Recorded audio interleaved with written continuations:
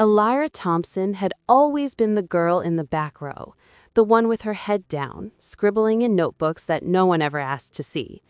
At 16, she blended into the beige walls of Lincoln High School like a shadow, quiet, unnoticed, and safe. But safety came at a cost.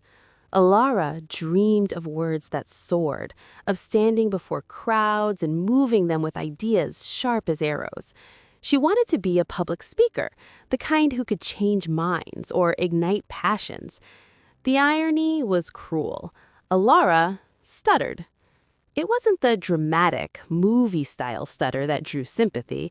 It was subtle at first, a hesitation on certain sounds, a block that froze her throat like ice. But under pressure, it worsened. Hello became a battlefield, each syllable a landmine. Teachers called on her sparingly, classmates averted eyes when she struggled. Elira learned early that silence was kinder than the laughter that sometimes followed. Her dream persisted in secret. Late at night, in her bedroom with the door locked, she'd practice speeches in front of the mirror. Famous ones at first. Martin Luther King's I Have a Dream, Malala's Nobel Address. She'd whisper them flawlessly, her voice steady and strong. But the moment she imagined an audience, the words tangled. Sophomore year brought English class with Mr. Hargrove, a stern man who believed in real-world preparation. The assignment? A 5-minute persuasive presentation on any topic. Elira chose The Power of Youth Activism, inspired by Greta Thunberg. She spent weeks preparing, researching, outlining, rehearsing alone. The day arrived. The classroom buzzed as students shuffled to the front one by one. Elira's name was called third to last. Her heart pounded as she walked to the podium, notes trembling in her hands. She began strong. Today, I want to talk about... The T stuck, repeating like a broken record. Snickers rippled from the back. Jake Ramirez, the class clown with a phone always in hand, leaned over to his friend Tyler. Elira pushed on. You have the power to change the world. The block hit hard on world. Her face flushed crimson, throat closing. Tears pricked her eyes as she forced out fragments like Greta, climate. The room erupted in muffled laughter. Someone whispered, "Stutter Girl strikes again." Elira abandoned the notes, mumbling the rest in a rush before bolting to her seat. Mr. Hargrove cleared his throat awkwardly. "Thank you, Elira. Next." By lunch, it was everywhere. Jake had recorded it, cropped just the worst parts, and posted a meme on social media, Elira's frozen face with captions like, "When you try to speak but your brain says nope," and "Stutter Queen crowns herself." It spread through group chats, Snapchat stories, hundreds of views. Comments piled up, fire emojis, laughing faces, cruel imitations. Elira skipped the rest of the day, hiding in the library bathroom, sobbing silently. That night, she deleted all her apps, smashed her practice mirror, and vowed never to speak in public again. The dream felt childish, impossible. Weeks passed in a fog. Elira withdrew further, eating lunch alone, avoiding eye contact. Her grades slipped. She stopped raising her hand even when she knew answers. The memes faded, but the scar remained. One afternoon, walking past the auditorium, she heard voices, sharp, confident arguments echoing. Curiosity pulled her closer. Peeking through the door, she saw the debate club practicing. 10 students paired off, timers buzzing, delivering rapid-fire rebuttals on topics like universal health care. At the front stood Miss Rivera, the young history teacher who coached the team. "Remember," she said, "debate isn't just about winning, it's about clarity, logic, and voice." Voice. Elira's chest tightened. She turned to leave. "Interested?" Miss Rivera's voice stopped her. Elira shook her head quickly, mumbling, "No." But Miss Rivera smiled kindly. "We meet Tuesdays and Thursdays after school.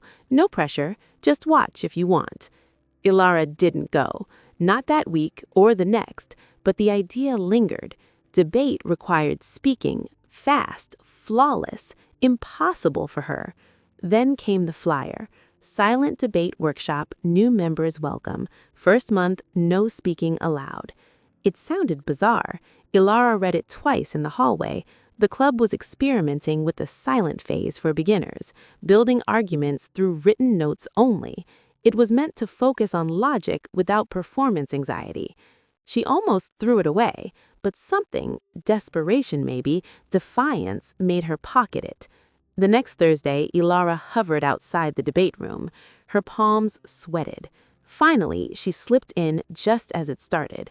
Miss Rivera noticed but said nothing, just handed her a notepad and pen. "Welcome. Today we're silent." The rules were simple. Pairs debated a topic by passing notes back and forth, no talking. Arguments built line by line on paper. Ilara paired with Liam, a quiet junior with glasses. Topic: should social media be regulated for teens? Liam wrote first. Yes, protects mental health from cyberbullying. Ilara hesitated, then scribbled. No, violates free speech. Education over regulation. They passed the pad rapidly. Ilara's thoughts flowed freely on paper. No blocks, no stutters. Her arguments sharpened. Evidence from studies, counterexamples, logical extensions. Liam appreciatively conceded points. For the first time in months, Ilara felt alive. Words poured out perfectly formed. The silent month became her sanctuary. Every session, Ilara arrived early, notebook ready. She mastered structure, claims, evidence, warrants. Her notes were precise, persuasive. Teammates sought her out for pairings. "You're a beast on paper," Liam told her once, in writing, of course. Miss Rivera observed quietly. At the end of the month, she announced, "Next week, we introduce speaking, optional at first." Panic surged in Ilara. She considered quitting, but she stayed.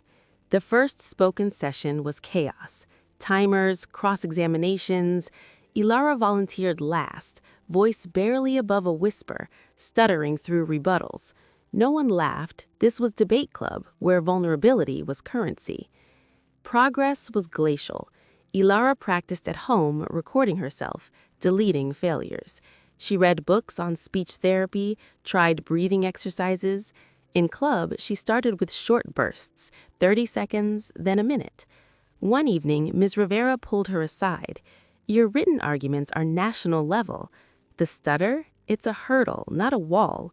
Many great speakers overcame worse. Demosthenes had pebbles in his mouth." Ilara researched.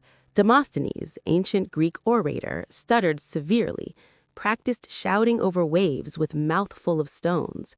King George VI, Biden, even modern figures. Hope flickered. Junior year brought tournaments. The team was small, underfunded. Lincoln High wasn't a debate powerhouse, but Ilara pushed them. She competed in Lincoln-Douglas debate, one-on-one, value-based. Her first regional, nerves wrecked her. Stutters dominated rounds. She lost badly. Memes resurfaced online. "Stutter girl tries debate, haha." But clubmates defended her fiercely. Liam reported the posts. Jake got suspended. Ilara doubled down. She joined Toastmasters youth group, practiced tongue twisters daily, Unique New York 100 times. Therapy sessions with a school counselor focused on fluency shaping. Slowly, mastery emerged on paper, translated to voice. In silent drills, she'd write, then read aloud privately.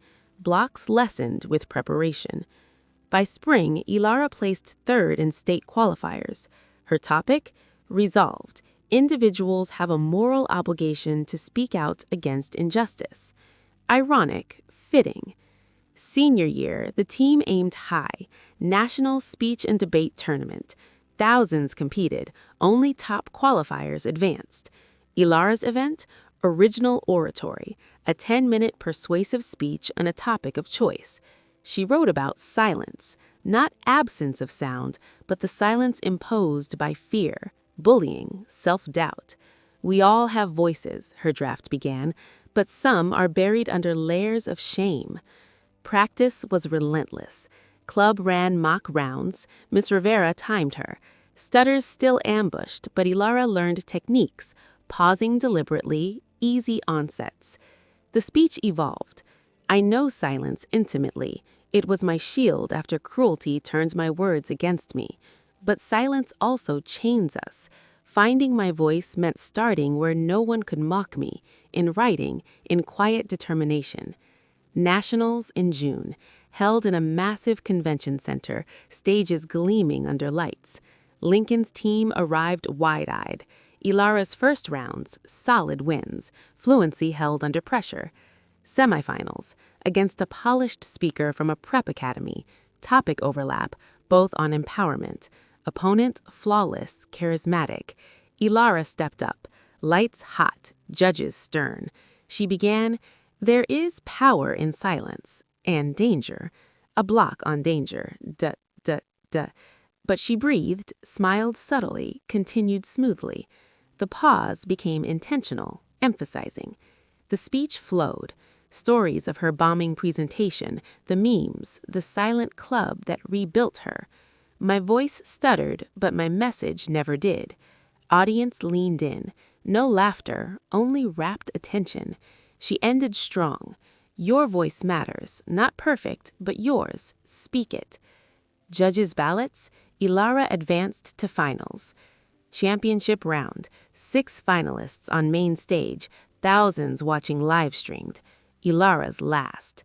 As previous speakers dazzled, doubt crept. You're not ready.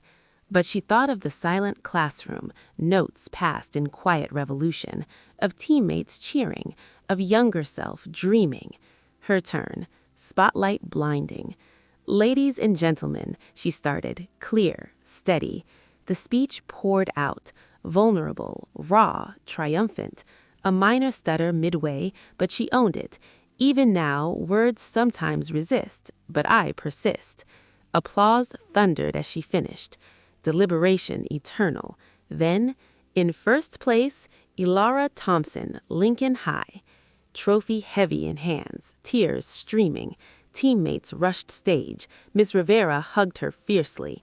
Back home, the school celebrated. Even Jake approached awkwardly. "That was cool. Sorry about before." Ilara nodded. "Thanks." She went on to college on speech scholarship, majoring in communications, founded a chapter of silent debate for anxious students. Years later, speaking at conferences, Ilara always shared her origin. "I found my voice in silence, and once found, no one could take it away." The girl who once hid now inspired crowds, proof that voices stuttered or smooth deserve to be heard.